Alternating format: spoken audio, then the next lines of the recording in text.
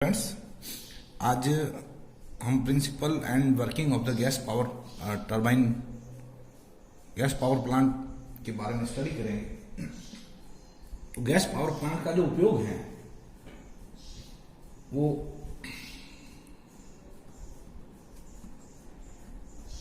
Gas power plant का उपयोग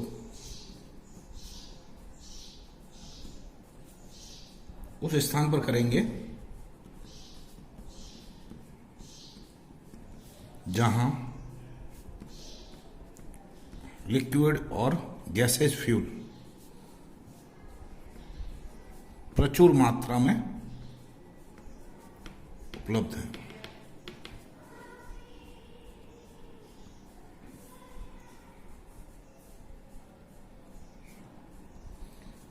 जहां पर ये जो लिक्विड फ्यूल और गैसेज फ्यूल ज्यादा है उस जगह अपन इसको उपयोग में लिया जा सकता है।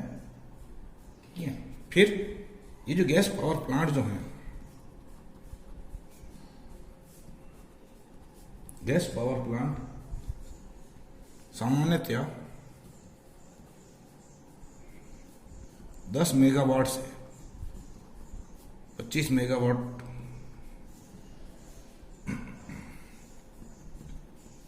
तक के होते हैं।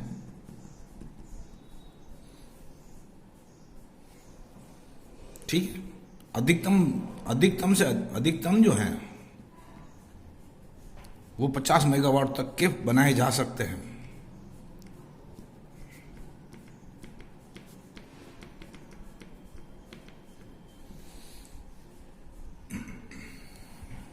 ठीक है, गैस पावर प्लांट जो है वो इसकी प्लांट की लागत कम होती है और शीघ्र इसको चालू किया जा सकता है।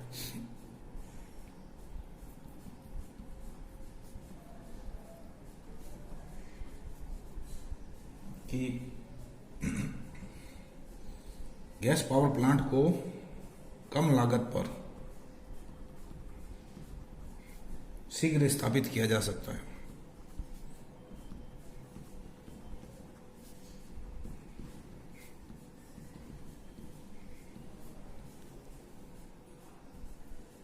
एवं इस हेतु कम क्षेत्रफल की आवश्यकता होती है।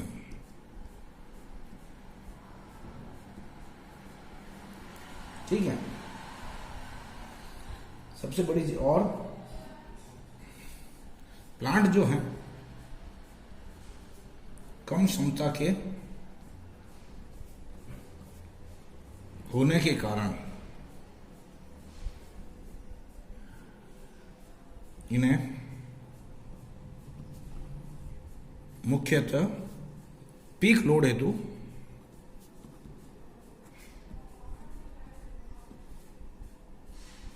उपयोग में लिया जाता है।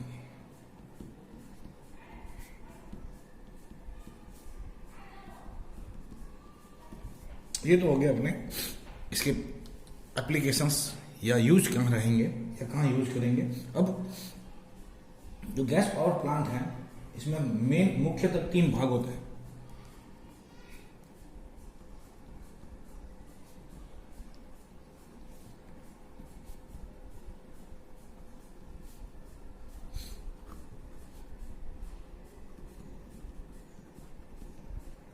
या 3 कंपोनेंट होते हैं। पहला कंप्रेसर,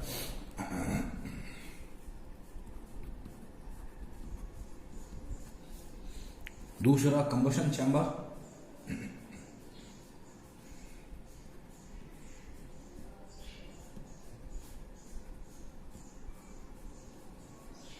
और तीसरा जो है वो हो गया टरबाइन।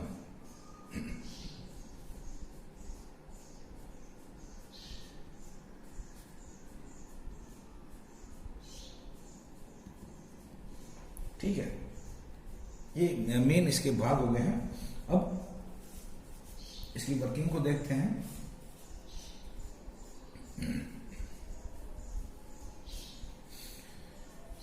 तो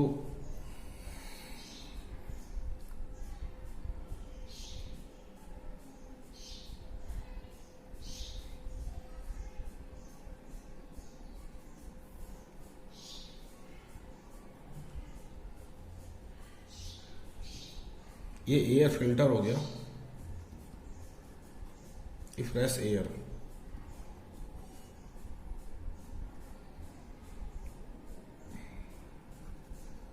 ये कंप्रेसर है।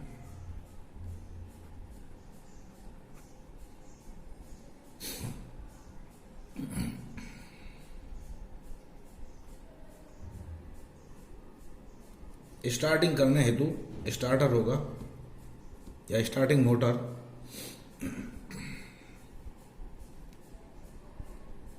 ये दूसरा भाग अब हो गया कंबशन चैम्बर।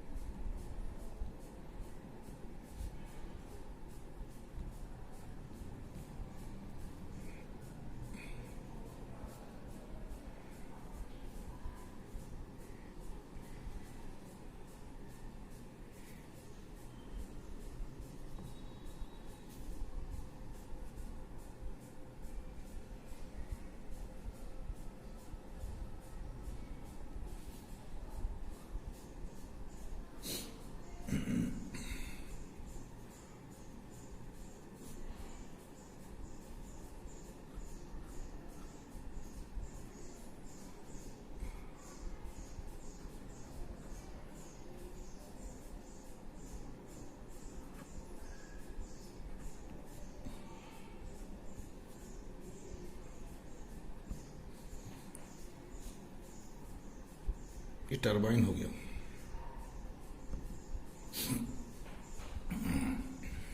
और ये जो एग्जॉस्ट गैसेज हैं उनको एटमॉस्फेयर के अंदर एग्जॉस्ट कर दिया। ठीक है, तो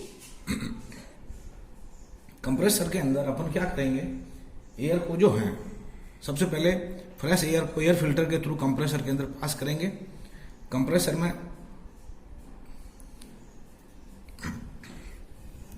ये मान लो पॉइंट हो गया अपना 1 और ये पॉइंट हो गया 2। तो 1 to 2 जो प्रोसेस रहेगा वो आइसेंट्रोपिक प्रोसेस रहेगा।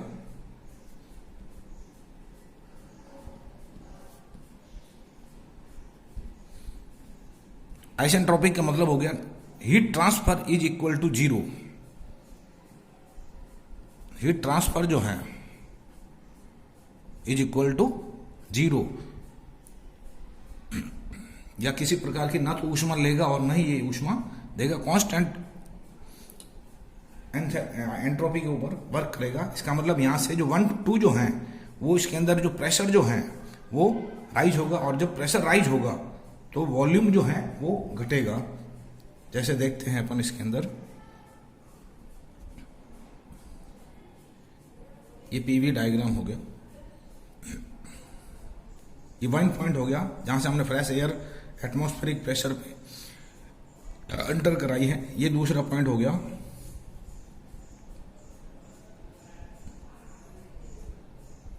ये 1 to 2 जो प्रोसेस है वो आइसेंट्रोपिक प्रोसेस हो गया। अब जो कंबशन चैम्बर जो है 2 to 3 हीट जो सप्लाई की जाएगी वो कंबशन चैम्बर के अंदर फ्यूल ऐड करेंगे। इसके अंदर फ्यूल जब ऐड करेंगे तो कांस्टेंट प्रेशर के ऊपर हीट सप्लाइड की जाएगी 2 to 3।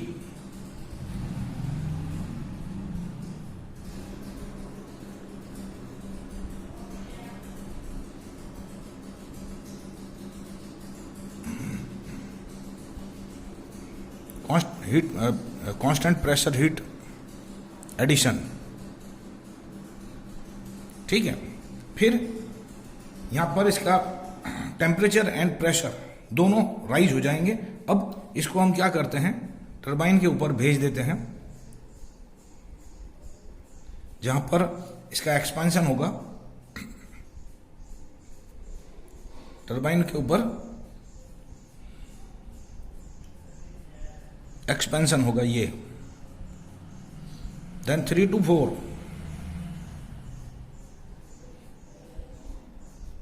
आइसेंट्रोपिक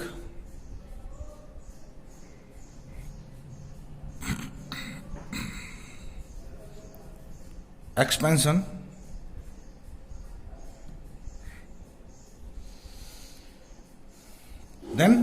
लास्ट में इसको जो ही बाहर भेजेंगे तो इसका प्रेशर जो है वो कांस्टेंट रहेगा। देन 4 to वापस 1, 4 to 1 जो है वो हीट रिजेक्शन हो जाएगी एट कांस्टेंट प्रेशर। सेम इसको टीएस डायग्राम के अंदर भी देखा जा सकता है। ये टी और एस 1 to 2 प्रोसेस जो है वो आइसेंट्रोपिक प्रोसेस है। इसका मतलब ये एस जो है वो एंट्रोपी हो गई, ये कांस्टेंट 1 to 2। देन 2 to 3 जो प्रोसेस है वो कांस्टेंट प्रेशर प्रोसेस है। देन ये पॉइंट 3 to 4 जो है वो आपस अगेन आइसेंट्रोपिक, और 4 to 1 जो है वो कांस्टेंट प्रेशर प्रोसेस हो गया। तो ये जो वर्क जो करता है वो ब्रेटन साइकिल के ऊपर वर्क करेगा।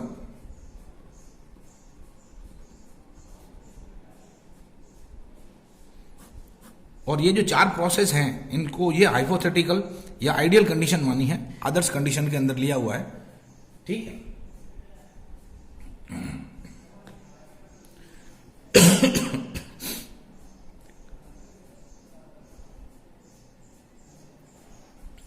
अब जो ब्रेटन साइकिल हो गया क्लियर, तो वर्किंग इसकी लगभग क्लियर हो गई है। अब अपन जो देखते हैं कि इसके प्रकार कितने हो गए। जो गैस पावर साइकिल जो है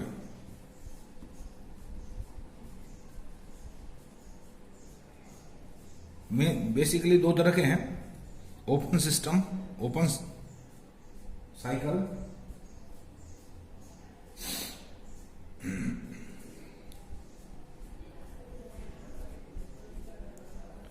and close cycle.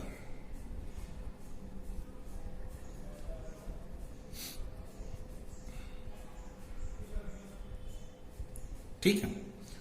Open cycle जो ये जो सिस्टम दिया हुआ है ये ओपन साइकिल हो गया, जिसके अंदर सीधी जो एग्जॉस्ट गैसेज जो हैं या टरबाइन के बाद एक्सपेंशन के बाद सीधा इसको एटमॉस्फेयर को फेंक दिया जाएगा या एटमॉस्फेयर के अंदर छोड़ दिया जाएगा।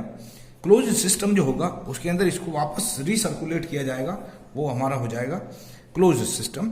अब ये जो सिस्टम है इसकी जो एफिशिएंसी है वो लगभग ओपन साइकिल की जो एफिशिएंसी है वो 22 to 25% होती है। अब जो यहां से जो एग्जॉस्ट हो रही है इसके अंदर काफी हीट रहती है, तो इस हीट को अगर हम रीयूज करें या रीहीटिंग कर दें या रीजनरेटिंग किया जाए तो एफिशिएंसी को इंप्रूव किया जा सकता है। तो एफिशिएंसी को इंप्रूव करने के लिए जैसे ओपन साइकिल की एफिशिएंसी को इंप्रूव करने के लिए रीजन क्या करते हैं अपन,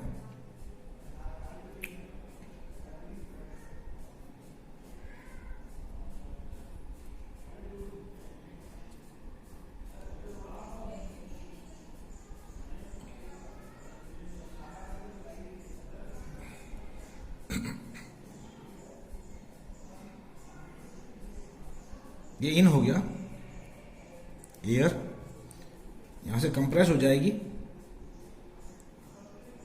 और ये कंबसन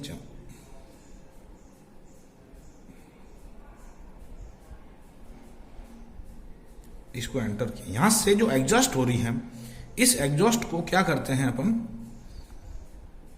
यहां से रीजनरेट या रीहीटिंग के अंदर काम में ले रहे हैं।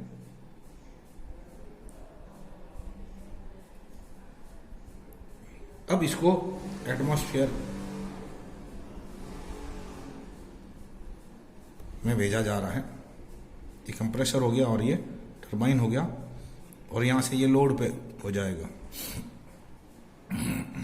ठीक है। तो इससे क्या होगा, जो एग्जॉस्ट गैसेज थी इस एग्जॉस्ट गैसेज को जो कंप्रेसर के बाद जो एयर मिल रही है उसका टेम्परेचर को हम राइज कर रहे हैं कंबसन चैम्बर में भेजने से। कंबसन चैम्बर में भेजने से पहले ये मैं थोड़ी सी गड़बड़ कर दी है यहाँ पे,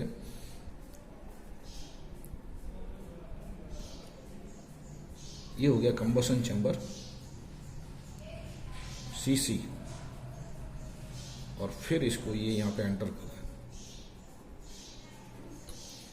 ये हो गया रीजनरेटर।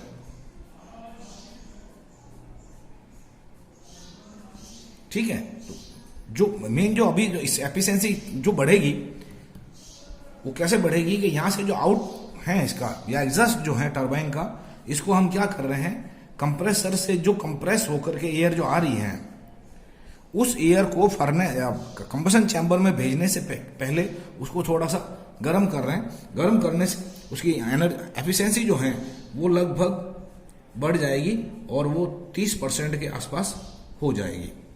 ठीक है, इस तरह से इसको रीहीट कर दिया गया है। अब क्लोज सिस्टम जो है, क्लोज सिस्टम के अंदर, ये तो ओपन सिस्टम का हो गया। क्लोज सिस्टम के अंदर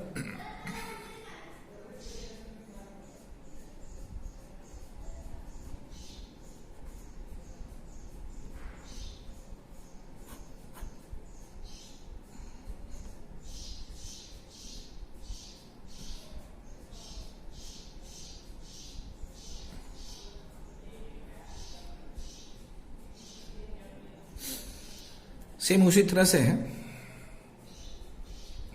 ये एयर हमने एंटर कराई, कंप्रेस करेंगे। कंप्रेस करने के बाद ये कंबसन चैम्बर हो गया।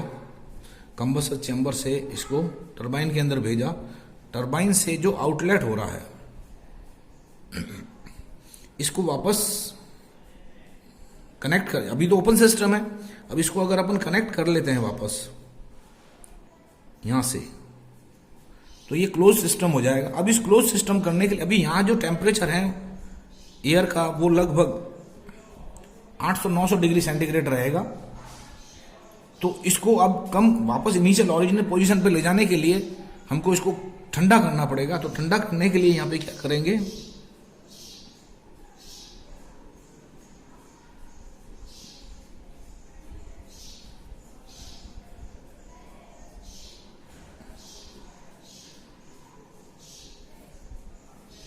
ये इंटरकूलर लगा दिया।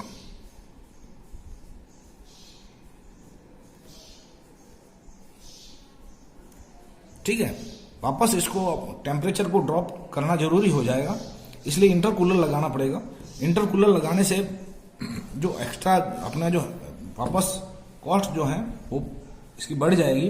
तो नॉर्मली अपन इसको क्लोज सिस्टम को यूज में कम लिया जा रहा है, ओपन सिस्टम ही इसमें काम में आ रहा है। इसलिए हमने स्टार्टिंग में कह दिया था कि ऐसी उस जगह इसका उपयोग करेंगे जहां पर ये प्रचुर मात्रा में फ्यूल जो है वो हमारे पास उपलब्ध है।